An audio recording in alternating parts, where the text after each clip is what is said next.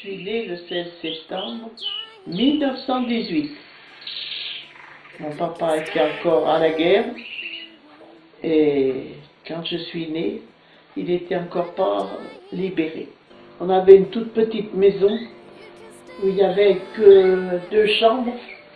On était une petite cuisine et puis une petite pièce à côté où ma maman faisait des chapeaux. Elle était modiste à ce moment-là. Elle allait acheter ses fournitures. Elle allait à Lyon chercher toutes les fournitures qu'elle faisait les chapeaux. Elle faisait des beaux chapeaux, elle achetait la paille. Et puis c'est elle qui les garnissait, elle allait acheter des rubans, du voile. Elle avait 5 enfants à ce moment-là, et il fallait manger. Et quand mon papa est revenu, à ce moment-là, on n'avait que 2 chambres, il y avait 5 gosses. Faut pas demander si on était au large. Il n'y avait ni eau, ni électricité. C'était pas gai. Et puis mon papa est rentré de la guerre. Il a eu un pécule comme ces 4 années, 14 à 18. 4 années de guerre. Et on lui a donné quand même une certaine somme.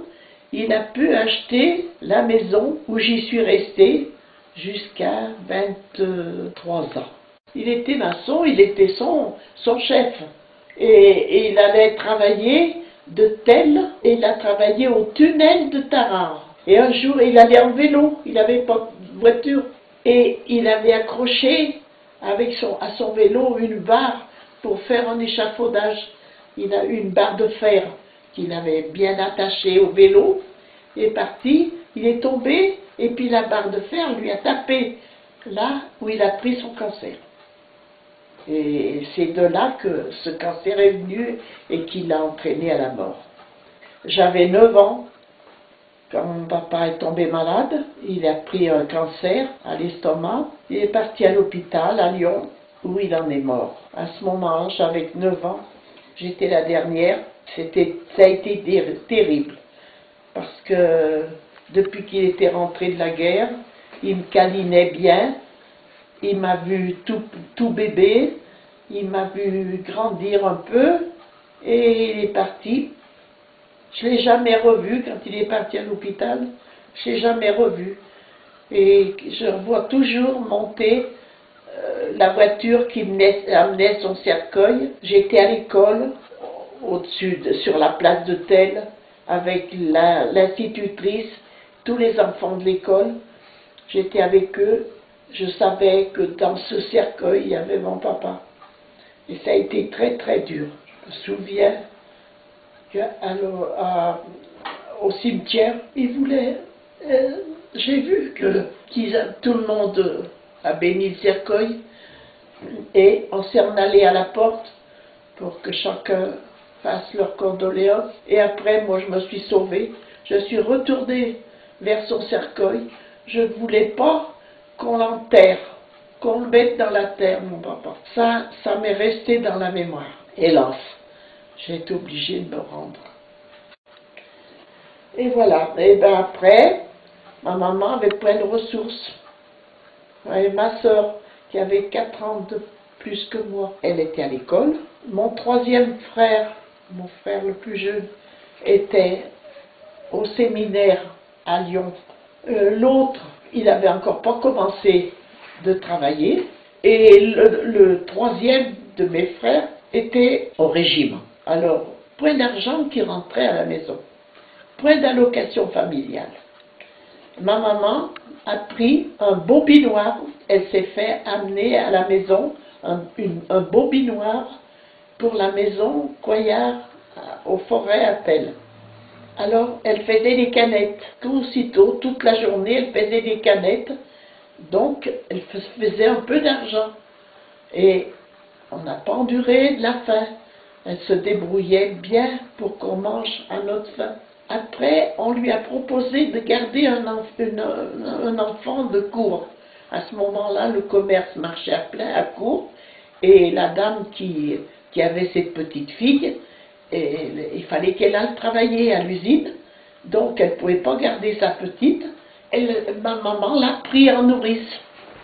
Et donc c'était comme une petite sœur pour moi. Et elle l'a élevée jusqu'à 3 ans.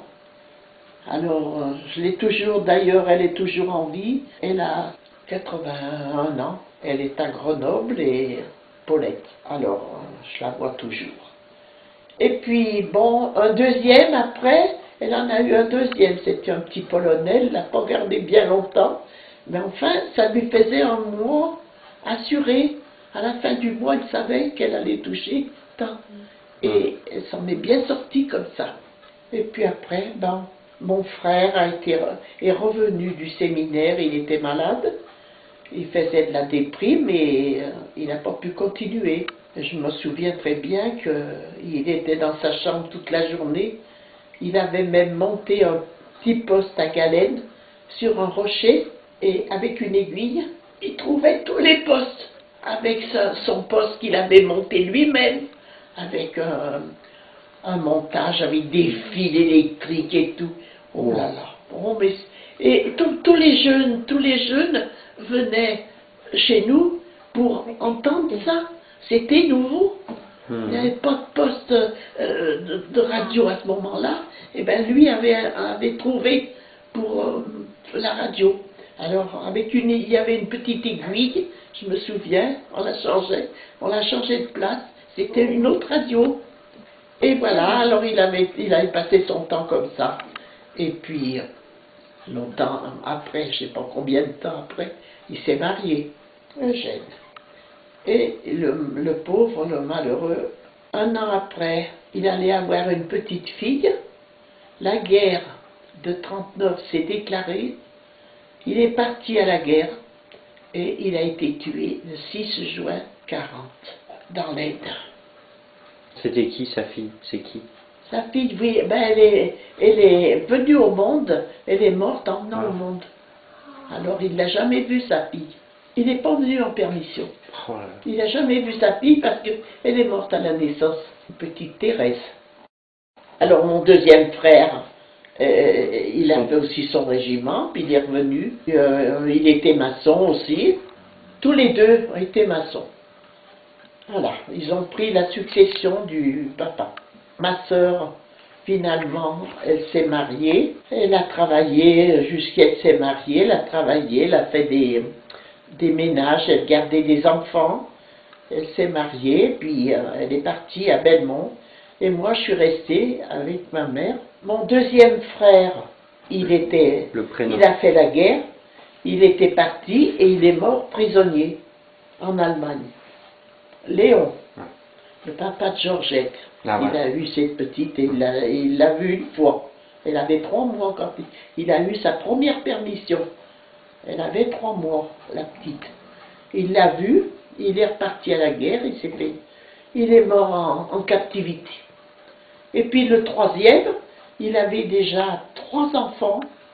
Ils ont décidé de libérer les soldats qui avaient 3 enfants. Et puis il est revenu de prisonnier à cause de ses 3 enfants. Il a continué de travailler, de faire le maçon. Il a eu encore 2 enfants. Et puis le 5e, c'était une petite fille. Elle avait 1 an, je crois. Quand lui s'est fait électrocuter dans une ferme où il réparait un bec d'électricité qui était en panne et il ne voyait pas assez clair pour travailler dans une écurie. Et ma belle-sœur est restée avec les 5 enfants tout jeunes pour les élever. Elle était toute seule aussi. Alors à moi, je suis restée avec ma mère à Athènes. Je suis rentrée au travail à une confection. À quel âge? J'avais 14 ans, à peine 14 ans. Je suis rentrée à l'atelier pour confectionner des chemises, un peu de tout, mais c'est surtout la chemise d'homme que je faisais toute jeune. Et puis au bout de 3 ans, j'avais à peu près 16 ans. Quand un beau jour, j'étais avec une copine qui travaillait d'ailleurs avec moi. Et puis cette copine, ils avaient une ferme. il y avait un pré qui était à côté de l'atelier, et ma copine, quand arrivait le soir, qu'on sortait de l'atelier, sa maman qui gardait les vaches jusqu'à 6 heures, après elle s'en allait pour faire le souper, et elle laissait les vaches à garder à la copine, à sa fille. Et moi je restais avec elle. Et puis tous les jours, on voyait passer une moto, je me disais, elle passe toujours à la même heure cette moto. Qui l'on sait? Alors on s'est tenu sur le bord de la route, et puis une fois ou deux, on lui a dit bonjour, bonjour, et il partait, il s'en allait. Et un beau jour, il s'est arrêté, et c'est là qu'a commencé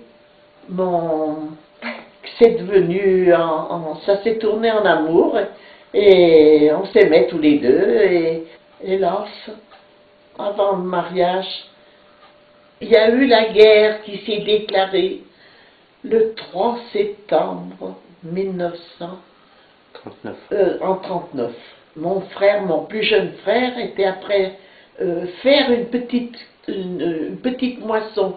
On avait semé un peu du blé pour nous aider à vivre, et il était après couper ce blé quand le tocsin de la guerre a sonné. J'étais avec lui.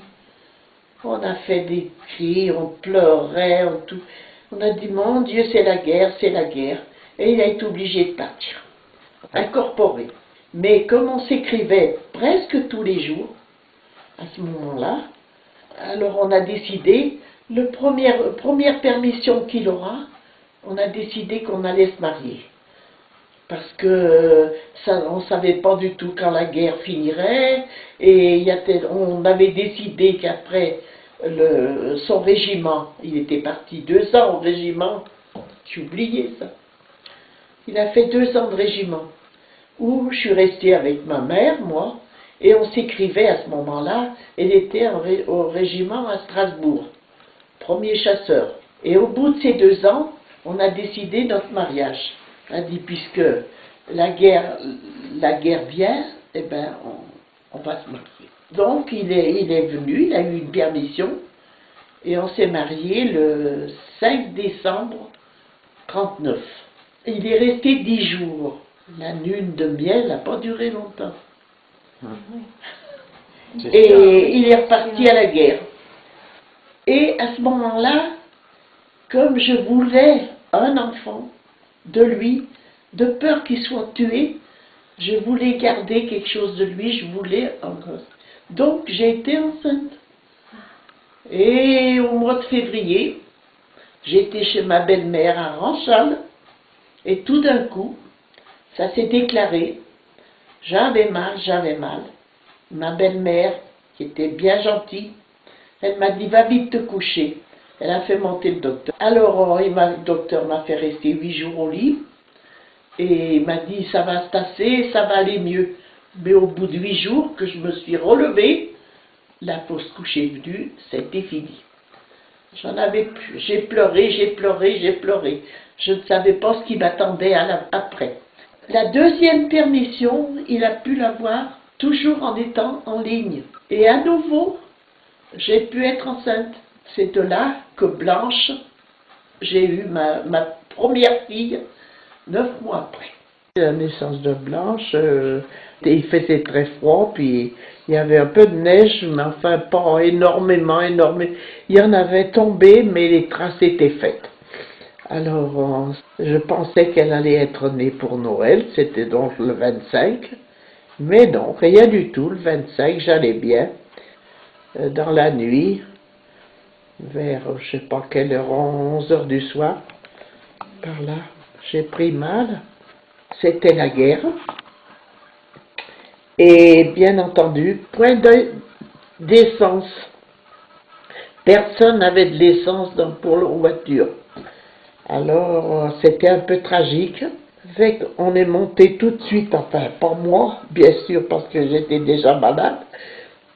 Ceux qui s'occupaient de moi, il y avait ma sœur, il y avait ma belle-sœur, qui était à côté. Elles sont montées chercher le maire, qui habitait le Valais, le village de Valais.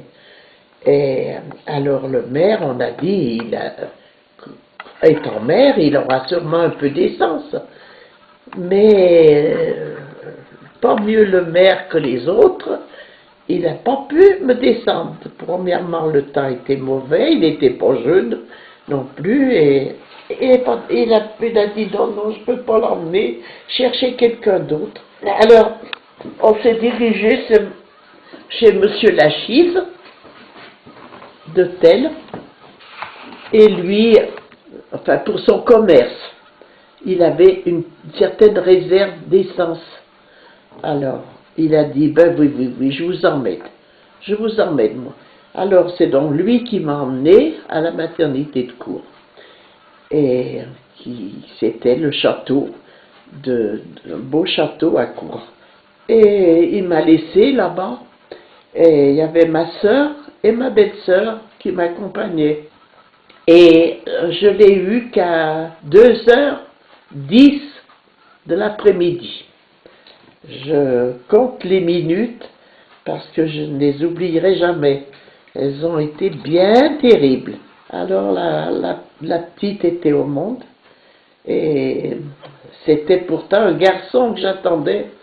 Et malheureusement, ça a été une fille, et heureusement dans le fond parce que c'était fini, mais j'aurais bien voulu un garçon. Et je devais l'appeler Roland. Ma belle-mère, là, quand elle a appris la naissance, elle est venue, aussitôt qu'elle a pu, elle est venue me voir. Elle a dit, il faut l'appeler Astrid. Oh, je lui ai dit Astrid, comme la reine des Belges qui vient de se tuer.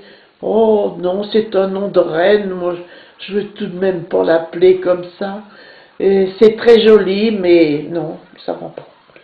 Alors, finalement, j'ai repensé que quand je fréquentais Georges, il lisait un roman, et dans ce roman qu'il lisait, qu'il aimait tant, il y avait une jeune fille qui s'appelait Blanche. Et comme il était prisonnier, je risquais pas de lui demander son avis, et c'est pour ça qu'elle s'appelle Blanche. Voilà. J'ai dit, en l'appelant Blanche, il sera content parce qu'il me disait qu'il avait tant aimé ce roman. Je me rappelle quand on revenait de cours, ils m'ont gardé 8 jours. Maintenant, il n'y a pas longtemps, mais à ce moment, ils m'ont gardé 8 jours à cours. Il y avait au moins 2 mètres de neige de chaque côté de la voiture. Affreux, affreux la neige qui était tombée. Alors, bon, bah, ma foi, la trace était faite. Ils m'ont ramené chez ma mère à Tel. Et je l'ai gardé, avec ma mère, je l'ai gardé jusqu'à la guerre a été finie en 1945. Il était prisonnier quand j'ai eu ma fille. Et je suis restée à Tel avec ma mère. Elle m'a aidé à élever la petite. Et elle avait 5 ans quand elle a vu son papa la première fois. Alors, je le revois toujours arriver. Il a voulu revenir à Tel. Il n'a pas voulu revenir faire la fête à Ranchal. Une idée. Alors, il est revenu à Tel. Et puis, il a vu cette petite. Alors, on a dit à la petite, allez, va vite embrasser ton papa. Il l'a bien pris dans ses bras. Et puis voilà, tout s'est bien passé. On a fait la fête, on a bu un bon petit coup. Et puis alors après, ben, il était malade. Il est resté pendant 6 mois chez ma mère avec moi. Et il avait les nerfs fatigués, malade. Et on se demandait comment on allait faire. Parce qu'il devait rentrer à l'Arsenal de Rouen. Et hélas, son examen n'a plus été valable parce il s'était pas rendu quand il fallait à Rouen. Il pouvait pas, le pauvre, il était en Allemagne prisonnier. Ils en ont pas tenu compte. Ils ont dit, vous n'êtes pas venu au rendez-vous que vous aviez. Bon, vous êtes obligé de repasser votre essai. Ben, mon mari leur a dit, foutez-le vous où vous voulez, mais je ne repasserai pas mon essai. Et il a abandonné. Voilà. Mais il avait un caractère. Ouh, aïe, aïe. Alors, Et bon, et ben, on a attendu qu'il aille mieux. Et on est allé, on a cherché un appartement à Rouen. Impossible d'en trouver un. On a quand même arrivé à trouver un appartement en étant concierge dans un établissement de tissage. Le patron et la patronne étaient des gens d'un certain âge, ils n'avaient pas eu d'enfants. Enfin bref, on était bien contents de trouver cet appartement. Et on s'est en allé à Rouen avec la petite qui est allée à l'école là-bas à Rouen. Donc elle avait bientôt 6 ans et elle s'en rappelle, s'en est rappelé, s'en rappelle toujours d'ailleurs. Et alors il a trouvé du travail dans l'Arsenal, mais ça ne faisait pas partie de l'Arsenal, ça faisait partie des suites de la guerre, des machines arrivaient d'Allemagne en France, que les Français amenaient d'Allemagne, et pour les revendre. Quand ça a été fini, bon, ben, il n'avait plus de travail. Alors il est rentré dans une autre usine de métallurgie, et là, il était très bien. J'ai eu 2 enfants pendant que j'étais à Rouen, donc Eliane, qui a maintenant 61 ans, et Annie, qui a ses 60 ans cette année. Et bon, alors dans cette place-là, il était très bien vu, et ils le nommaient à Charlieu chef d'une équipe à Charlieu et avec un appartement. Et têtu comme j'étais, j'ai pas voulu m'en aller à Charlieu. J'ai pas voulu. Alors, oui, j'ai oublié de le dire, quand elle m'a vu, la dame où on était, quand elle m'a vu, elle m'a su que c'était enceinte de la 4e, Geneviève. Elle n'aimait pas les enfants, elle n'en avait pas eu, elle. Et on n'avait pas le droit, elle n'avait pas le droit, Blanche, de s'amuser dans la cour en bas. C'était affreux. Une gamine de 6 ans, elle n'avait pas le droit de sortir en bas. Il y avait des escaliers qui montaient à notre appartement. Mais il ne fallait pas qu'elle descende dans la cour, qui était cimentée, la cour. Enfin bref. Quand elle avait ça, elle nous a envoyé une lettre comme quoi il fallait qu'on parte.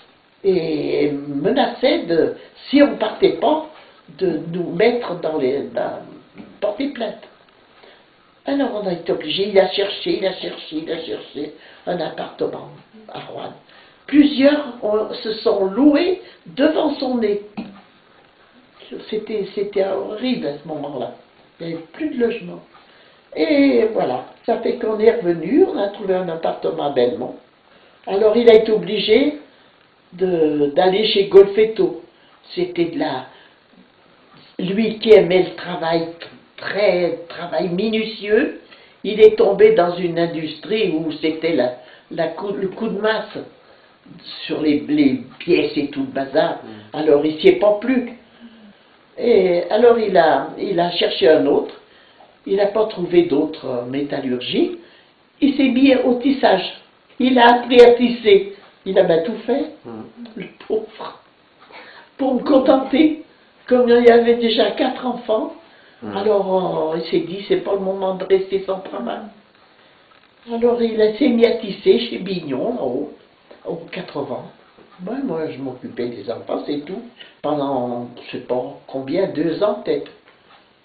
Oui, on était 7 dans la même chambre, à Belmont. Il y a eu la 5e, oui, encore à Belmont, qui était toute comme la petite Claudia, là, tout bébé. Oui, c'était voilà. Et après, on a trouvé un autre logement, là-bas, vers l'étang, ça s'appelle. Il y avait un grand étang à côté de notre maison. Alors on a déménagé à Belmont 2 fois comme ça. Il pêchait là-bas. On mangeait des sous de poisson. Oui, il pêchait. Poissons, oh là là. On les prenait avec un sac, on mettait tous les poissons s'enfilaient dedans, sans les savoir, et puis hop, on en mangeait. Enfin bref. Et puis qu'est-ce que ça s'est passé après? Et alors après, mes beaux-parents de Ranchal ont tombé malades, surtout mon beau-père. Il a fallu le soigner, Et ma belle-mère, elle avait le casino, le magasin du casino à Ronchal. Et souvent que la Blanche, elle montait tous les week-ends, on la montait pour aider sa grand-mère et sa marraine en même temps. Elle lui aidait bien au commerce, dans le commerce. Et après, mon beau-père est décédé. Alors, elle a continué tant qu'elle a pu. Et après, ma tante, donc la sœur de ma belle-mère, est tombée malade. On l'a pris chez nous et on l'a soignée tant qu'on a pu. On l'a soignée pendant plusieurs mois. Et elle est morte aussi. Et bon, alors tout ça, ça a donné beaucoup de travail avec les petites qui étaient toutes petites. Le magasin, alors j'ai pris justement, ma belle-mère et après est tombée malade et il n'y avait plus personne pour faire marcher le commerce. Blanche, qui était la plus grande et qui était bien au courant déjà de tout, elle s'est débrouillée toute seule. Je ne sais pas pourquoi. On l'a laissée, elle n'a pas été à l'école pendant tout ce temps. Pourquoi? J'en sais rien. Est-ce que c'était peut-être pas obligatoire l'école comme maintenant? Je ne sais pas. Enfin, elle a fait marcher le commerce, la petite. Et elle se débrouillait bien. Après, bon, je l'ai tenue pendant près de 4 ans. Eh bien, oui, on est revenu à Ronchal. À ce moment-là, on n'avait pas grand-chose. On vivait dans 2 chambres, une cuisine. Il n'y avait pas de salle de bain, le WC était dehors, j'avais pas l'eau encore, j'avais pas l'électricité, si. J'avais l'électricité. Elle est venue pendant la guerre. Mais j'avais pas l'eau courante, c'est rien.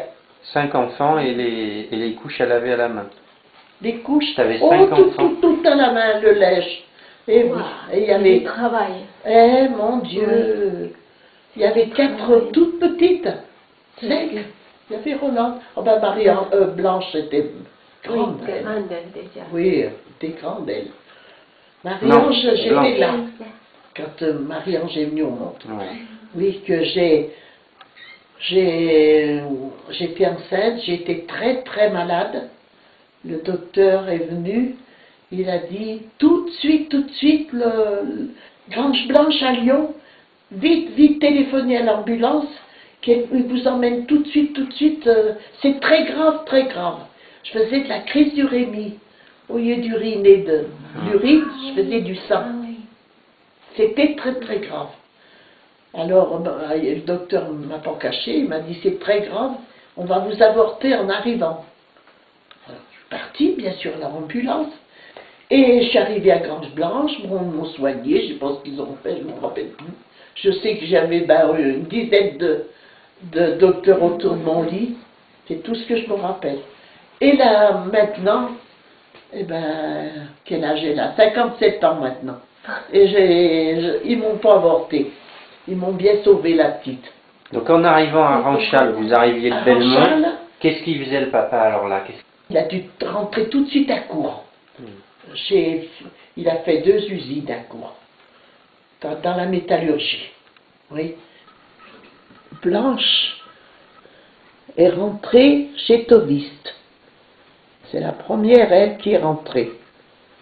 Liliane, qui était encore à l'école, elle avait à peine 13 ans, la religieuse qui lui faisait l'école est venue nous dire « Cette petite est intelligente, elle apprend facilement, il faut lui faire continuer ses études. » Et on a bien hésité parce qu'on était juste en argent.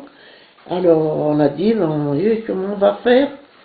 Mais si, vous aurez une bourse. Et comme s'il n'y a que le mari qui travaille, vous avez droit à une bourse.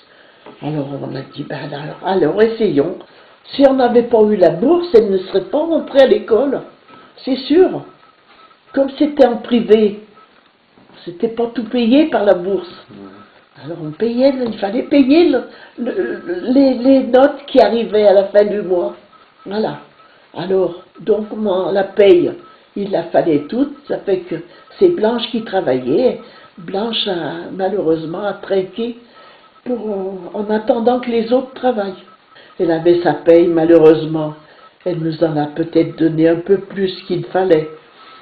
Et on avait tellement besoin, même avec la paye des maris, même avec les allocations, c'était juste. Après, pas mal de temps après, je me souviens pas en quelle année, donc Annie avait 16 ans par là, et Geneviève 17, elles ont 14 mois d'écart. Elles sont rentrées aussi à l'usine chez Tovis, elles ont appris à tisser, et il y avait bien besoin. Elles m'accordaient un petit peu, elles m'en donnaient un petit peu d'argent, et puis Annie, sa première paye, elle nous a payé la télévision, et c'était presque la première dans Ranchal. Tous les soirs, on avait tous les copains et les copines qui venaient regarder la télévision. C'était un vrai exploit. Et puis après, bon, là-dessus, on a eu l'eau courante à Ranchal, je ne me souviens plus en quelle année, et donc Geneviève, à cette première paye, elle m'a acheté ma première machine à laver, ce qui a été très très beau pour moi. C'est la première fois que je lavais plus dans la main, parce que pour élever toutes les autres, eh ben, j'ai toujours tout lavé le linge, et on n'avait pas l'eau courante. Voilà. Et puis, au bout de quelques années, donc c'était en 64, on est redescendu à Chauffagne, et à Chauffagne, il a retrouvé tout de suite du travail chez même un de nos cousins, Beaufait, dans la métallurgie. Alors là, il était bien, il était dans son travail, un travail bien minutieux, et il était content. Et on est resté à Chauffagne jusqu'à 76, 78 presque, que j'ai pris ma retraite, que lui, et oui, lui a pris, il avait 60 ans, il a pris sa retraite, et moi, comme on venait habiter dans une maison qui nous appartenait à Ranchal, ils m'ont mis à la retraite bien avant. D'accord. Alors j'ai eu ma retraite avant 60 ans. Et puis mère de famille nombreuse aussi, alors j'ai eu ma retraite. Alors on est remonté à Ranchal, et de là, j'ai jamais rebougé. Je suis restée, j'y suis toujours. Voilà. Mais pour remonter à Ranchal, pendant qu'on était à Chauffagne, on avait des biens pas mal, et on a vendu des bois pour pouvoir augmenter notre maison. Donc on a fait faire une salle de bain, un WC intérieur et une salle à manger. Et j'ai dit, je ne remonterai pas à Ranchal tant que je n'aurai pas ça. Parce que là-bas, on avait un bel appartement à Chauffagne, alors je ne voulais pas revenir avec deux chambres et une cuisine. Non, alors, le papa a compris, voilà. Et on y est toujours. Avec la 4L. Avec la 4L, oui. Donc les voitures, vous avez eu une 2 chevaux, oui. Et après des 4L. Après la 4L. Et la 2 chevaux, avec la 2 chevaux, on est monté à la Salette. Je me rappelle, elle boudait, elle a boudé un peu au fond à Vercors, et puis après il l'a remis en route, et il a dit, oh mais elle montera bien à la Salette. Et elle est bien montée à la Salette. Et après, avec notre 2 chevaux, après on est redescendu sur Corps. Vous étiez combien dedans? Ah, 2. Ah, 2. C'était que tous les 2. Et puis là, on est allé à la Ragne de la Salette. D'accord. Avec notre Titine. Oh ben, j'aimais bien, moi, ces 2 chevaux. Et puis après, la 4L, moi, je ne me rappelle plus quand c'est qu'on l'a eu. Et alors, la 2 chevaux, c'est avec cette 2 chevaux que tu as eu l'accident, toi, en montant? Oui! Je voulais conduire. Oh, mais il va pas, papa n'a pas vu d'inconvénient à ce que je conduise. Il a dit, allez, vas-y, prends le volant. Alors j'ai pris le volant pour descendre. Ça a bien été, j'ai fait attention, ça a bien été. Et puis quand il a fallu remonter, j'ai repris le volant, mais il a eu tort de me dire, tu fais attention parce que là-haut, le tourlant est méchant, hein. Et je me suis trompée de pédale, et au lieu de faire le tournant, eh ben, j'ai été direct dans le fossé, et j'ai grimpé contre le talus. Et on dit qu'on ne peut pas renverser les deux chevaux, et ben moi j'ai fait. Ben, il était bien conscient aussi, il était bien comme moi, parce qu'il n'aurait pas dû me céder le volant, j'avais jamais conduit, moi.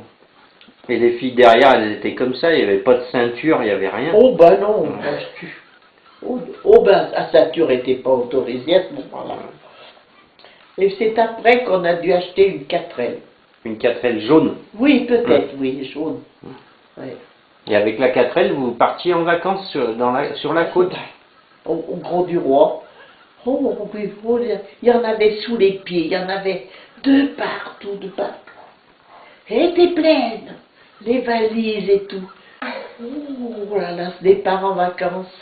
Mais si on était heureux. Et puis, lui, il n'aimait pas partir. Mais quand on y était, il ne voulait pas revenir. Oh, il était surtout à Barcelonnette, là-bas. La 3e année qu'on est allé à la Barcelonnette, alors là-bas, ben, ici, alors on avait emmené Ghislaine, François, et Marie-Ange et Jean-Louis. Jean-Louis était au régiment à ce moment-là. Alors il était en vacances, ça fait qu'on a profité, on est parti avec eux. Et bien alors que on disait, on n'a pas voulu que ni Ghislaine ni Marie-Ange partent en vacances avec un garçon. Bon, c'était pas permis. Là-bas, on est allé à Barcelonnette, ils faisaient ce qu'ils voulaient. On n'a pas été les suivre la nuit. Et ils se couchaient, ils avaient une tente, eux, et puis les filles venaient coucher, mais elles venaient coucher à toute heure, on ne regardait pas l'heure. Elles avaient la liberté là-bas.